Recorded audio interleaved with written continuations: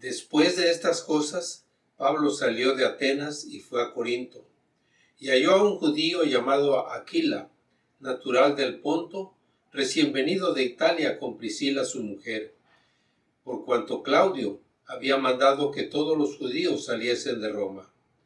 Fue a ellos, y como eran del mismo oficio, se quedó con ellos y trabajaban juntos, pues el oficio de ellos era hacer tiendas.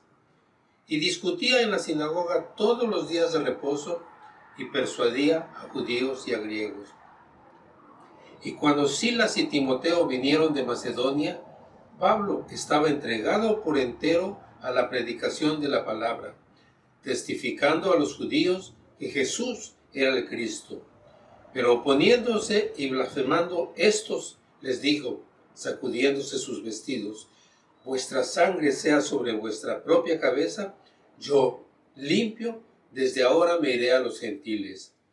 Y saliendo de allí, se fue a la casa de uno llamado Justo, temeroso de Dios, la cual estaba junto a la sinagoga.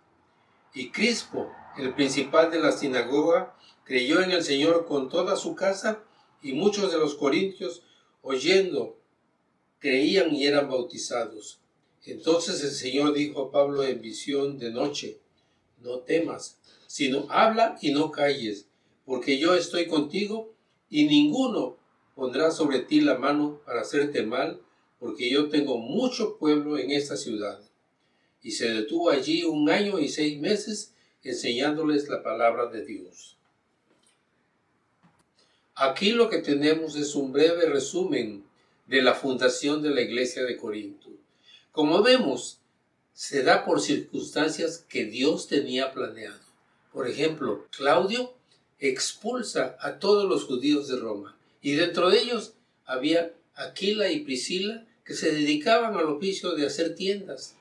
Entonces, cuando llegan a Corinto, Pablo se encuentra con ellos y se ponen a trabajar juntos, como por 1 año y medio. Y de eso que ganaba haciendo tiendas con Priscila y Aquila, es como se mantuvo durante todo el tiempo de su ministerio en Corinto. Por eso, cuando le reclaman que por qué anda haciendo todo eso, él les dice: no, miren, yo me he dedicado, yo como, por así decirlo, de mi oficio, que practico con Aquila y con Priscila. Pero Pablo predicaba o enseñaba todos los sábados o días de reposo en la sinagoga, hasta que los principales, los líderes de la sinagoga, se le fueron encima y Pablo les dijo: bueno, ahí nos vemos.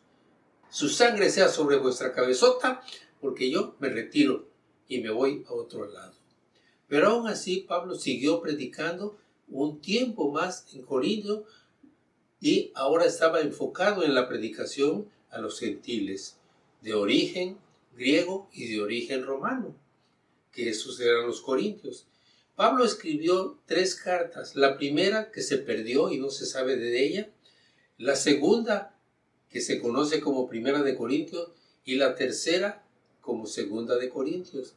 En estas cartas Pablo da respuesta a muchas preguntas que los corintios le hacen cuando ya Pablo había salido de su ciudad de Corinto, pero le hacen porque había problemas de inmoralidad entre los miembros de la iglesia, inmoralidades muy profundas, al grado que algunos tenían relaciones con sus madrastas. Y entonces esto se lo escriben a Pablo, y Pablo manda las cartas, por así decirlo, jalándoles las orejas de que lo que estaban haciendo no era correcto, porque eso estaba contaminando a la iglesia. Gracias, mis hermanos, por esto, y ahora reciban la bendición. Que el amor de Dios el Padre, la gracia de nuestro Señor Jesucristo y la comunión del Espíritu Santo sean con ustedes ahora y siempre. Amén.